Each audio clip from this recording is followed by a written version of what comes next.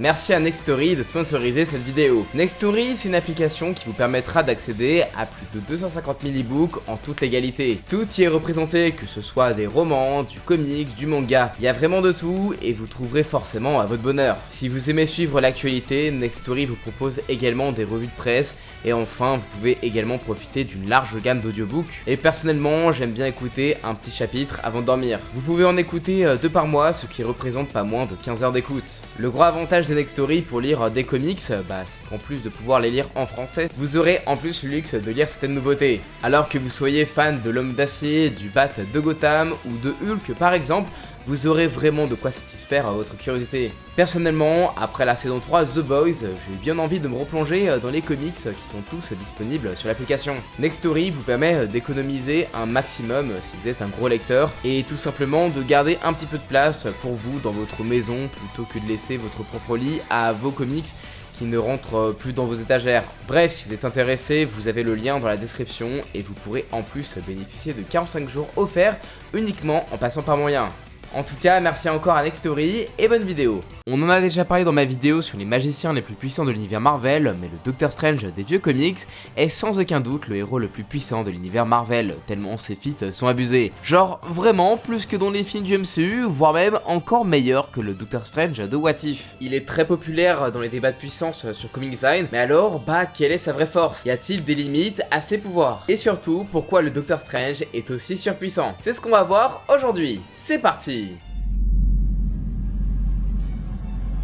Avant d'entrer dans le vif du sujet et de voir quels sont les plus gros exploits du docteur, voyons un petit peu le lore et comment il est passé de chirurgien de génie à sorcier suprême. Comme vous l'avez vu dans ma dernière vidéo sur les magiciens de l'univers Marvel, la société magique de la Maison des Idées est composée de pas mal de monde et n'a rien à envier à la saga Harry Potter. Et forcément, avec tout ce beau monde au pouvoir limite broken, il faut bien une certaine hiérarchie dans tout ça, histoire de maîtriser les irréductibles mages noirs qui voudraient faire les malins en tout cas. Et pour ça, on peut compter sur le sorcier suprême. Alors, même si le poste a été occupé par des sorciers comme l'Ancien, Docteur Vaudou, Loki et maintenant Cléa depuis la mort de son mari, le plus connu d'entre eux, c'est clairement Stephen Strange. Un rôle de protecteur mystique de la Terre qui lui était destiné dès sa naissance, à tel point que le baron Mordo lui envoya des démons dans ses cauchemars alors que le petit Strange n'était âgé que de 8 ans, forçant l'Ancien à agir pour le protéger et veillant son intérêt pour le jeune homme. Naturellement, vous connaissez la suite, Strange devient un super chirurgien, puis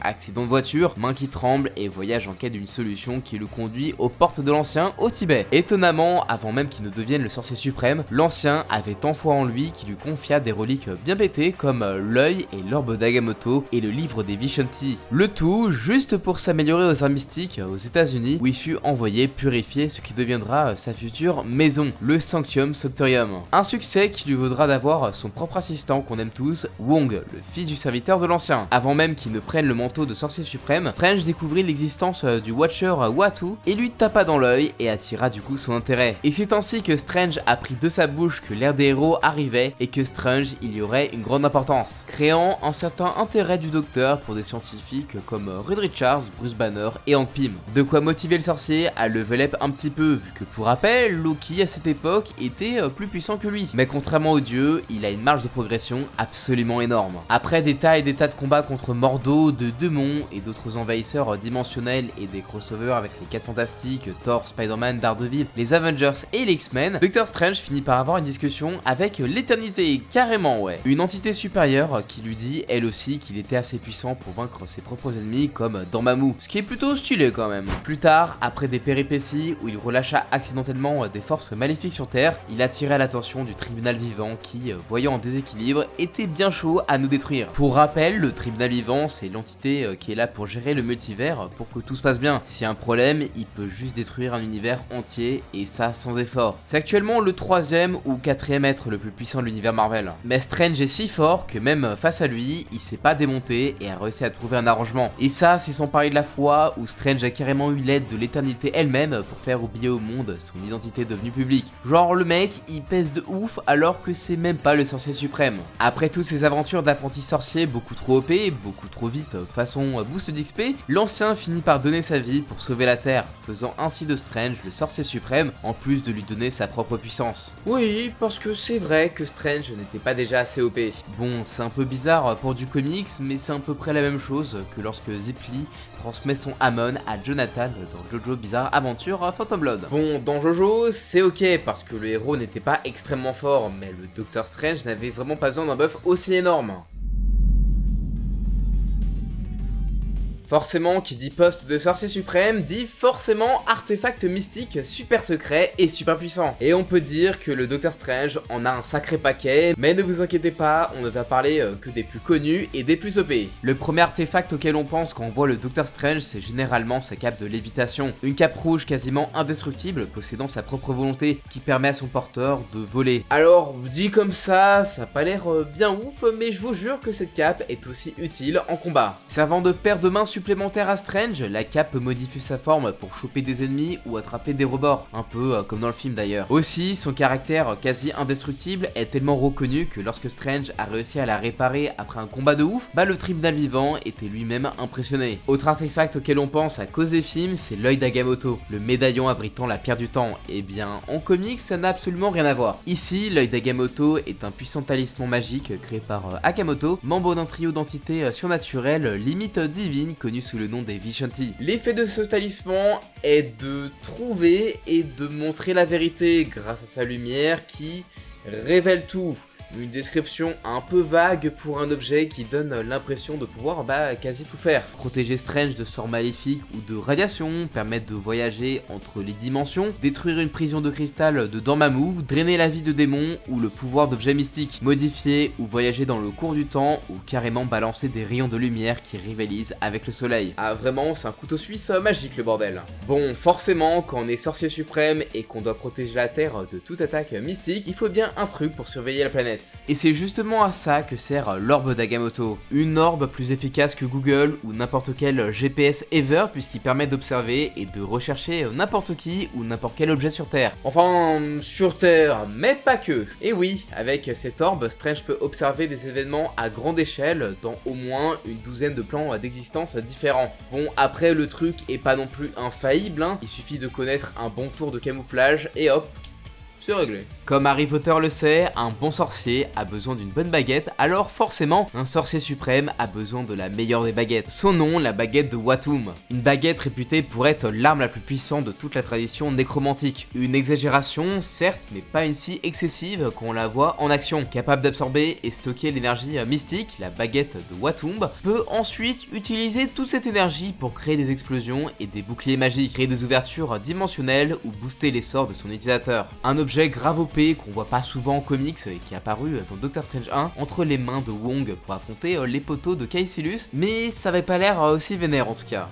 Enfin, dernier artefact obligatoire dans la panoplie du parfait sorcier suprême, le livre des Vishanti. Ce livre, créé par les Vishanti, un trio d'êtres divins surnaturels à l'origine même du concept de sorcier suprême. Donc forcément, dans un livre qui porte leur nom, on n'y trouve pas des petits sorts d'apprentis sorciers. D'après la couverture du livre, celui-ci contiendrait tous les contre-sorts connus des arts mystiques. Dans ces nombreuses pages, on y trouve des sorts plutôt cool comme des sorts d'invisibilité, de téléportation, de bannissement assez vénères pour dégager le destructeur céleste, et évidemment des sorts de protection si puissants qui peuvent dévier des sortilèges de mages plus puissants que l'ancien lui-même. Et forcément avec tout ça, son plus gros exploit dont j'ai déjà parlé dans ma précédente vidéo, c'est que le mec a carrément affronté Adam Warlock alors qu'il avait le gant de l'infini. Il a réussi à tenir parce qu'il a couplé toute sa puissance avec tous ses artefacts. Un truc qu'il a un peu refait dans le MCU en se fightant avec Thanos, bon, même s'il avait pas toutes les pierres. Comme quoi, pour Strange, les pierres de l'infini, ça lui fait pas vraiment super peur. Alors ok, les reliques mystiques qui permettent de se buff, c'est cool, mais là, on parle d'un mec qui, dès sa naissance, était destiné à devenir le sorcier suprême. Alors voyons ce que donne sa propre magie en fight. Et croyez-moi, on est très loin du Strange qui se fait avoir par Spider-Man dans No Way Home. Une de ses capacités magiques que je trouve vraiment des plus OP, c'est clairement ses invocations, comme on peut le voir dans What If par exemple. Genre, il a pu carrément voler le marteau de Thor en invoquant une main géante qui lui piqua, rendant l'Asgardien impuissant. Il a aussi pu utiliser de la magie noire pour invoquer les morts ou invoquer une armée d'élémentaires à ses ordres. Mais là où on voit qu'il pèse le plus, c'est quand il invoque carrément les Vishanti eux-mêmes pour venir à son aide, ou quand il invoque la puissance de Lord Chaos et Master Order pour stopper leur propre agent cosmique, le In-Betweener. Un mec assez balèze pour se battre avec des gars comme Galactus quand même. Comme quoi, malgré sa gueule d'échec, le gars n'en est pas un. D'ailleurs, truc plutôt rigolo, c'est qu'il peut utiliser la puissance de ses ennemis, comme par exemple le Sith-Aurak ou Dormammu justement. Après, il n'est pas obligé de se reposer sur ses invocations pour se battre, puisqu'en attaque, il est aussi très efficace. Déjà, on peut rappeler qu'il a battu à de nombreuses reprises le Baron Mordo, un sorcier plus expérimenté et entraîné qui était quand même l'apprenti de l'ancien. Il a aussi 1v1 Dormammu dans sa propre dimension et l'a vaincu au point d'obtenir le respect du maître de la dimension noire. Il est également assez puissant pour détruire une dimension qu'il jugeait comme étant trop maléfique, une dimension qui était presque comme l'équivalent de la dimension des limbes de Magic. Avec les pouvoirs de l'ancien, Strange a également réussi à vaincre Zome, une entité si puissante que l'éternité elle-même dut joindre ses forces avec Dormammu, ne serait-ce que pour l'emprisonner, là où Strange lui l'a détruit. Il a également été capable de vaincre des entités comme Nightmare ou Shumagorath dans leur propre dimension, où ils sont pourtant plus puissants. Étonnamment, Strange sait se battre et pratiquer les arts martiaux, il a même fait contre Dormammu lui-même. Et niveau endurance, il rigole pas non plus. Lors d'une guerre cosmo-magique opposant les Vishanti à d'autres entités magiques bien vénères comme les Faltines, vous savez, la race de Dormammu,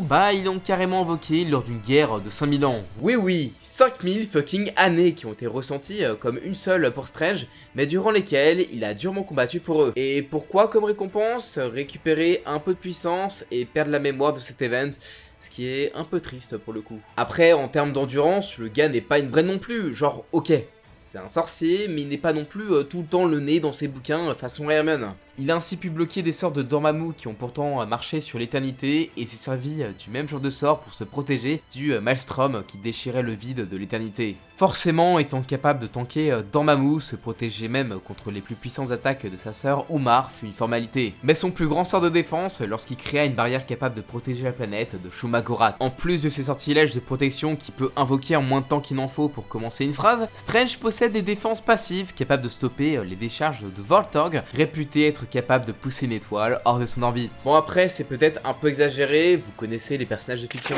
On l'aura compris, le Docteur Strange n'est clairement pas le genre de magicien à sous-estimer, que ce soit avec ou sans artefact ou relique mystique en tout genre. Le sorcier suprême est capable de tout, ou presque. Un personnage à la destinée et au pouvoir si éblouissant qu'il a su attirer l'intérêt d'entités aussi importantes que Uatu, le tribunal vivant, l'éternité et même Dormammu, pourtant l'un de ses ennemis les plus récurrents. Rien que le fait qu'il ait réussi à one-shot un Galactus affaibli, qu'il ait battu l'intermédiaire qui est pourtant au même niveau que le dévoreur de monde, montre qu'avec ses artefacts, il est plus puissant que certaines entités cosmiques. Sauf que ça pose problème à la longue, il était vraiment trop pété, là où sa puissance n'avait pour seule limite l'imagination des scénaristes. Il a donc bien fallu nerf le Docteur, sachant qu'il fallait mettre en avant des personnages comme Sentry ou Hulk lors de l'événement War Hulk. Après certains événements dans les années 2000, le personnage a donc radicalement changé. Il n'est plus vu comme étant au-dessus des mortels, il a donc plus le rôle de grand sage. Il est devenu du coup moins puissant et plus humain dans son écriture. Ce qui me fait bizarre quand je lis les comics récents et les vieux comics, il y a vraiment une très grosse différence. Bon, ça c'est le Docteur Strange aujourd'hui, mais du coup, pourquoi est-ce que le classique Strange était aussi puissant? Bon, en termes de pouvoir, c'est avant tout parce qu'il peut utiliser les capacités de certaines entités cosmiques, qu'il a reçu des buffs assez violents et surtout le plus important parce qu'il affronte des adversaires beaucoup plus impressionnants que les Avengers, Hulk ou même Thor d'ailleurs. On ne nous présente pas des monstres très forts ou des dieux, là ce sont des êtres qui représentent des concepts qui sont au-dessus de tout. Et c'est dans les comics Doctor Strange qu'on a découvert les entités cosmiques les plus puissantes. Et le maître des arts mystiques a besoin d'être à peu près au même niveau que ses adversaires. S'il ne leur faisait rien, il ne serait pas montré comme étant un héros puissant et ça risque du coup de le ridiculiser. Après tout, il faut bien que le protagoniste soit impressionnant et un moteur dans l'intrigue, sinon on risquerait de décrocher. Et même si aujourd'hui le titre de héros le plus puissant est prétendu par Hulk, Thor, Sentry ou Hyperion, aucun d'entre eux dans leur forme de base n'était au niveau du Doctor Strange classique. Et c'est pourquoi le Doctor Strange est le héros le plus puissant de l'univers Marvel. Merci d'avoir regardé la vidéo, ciao.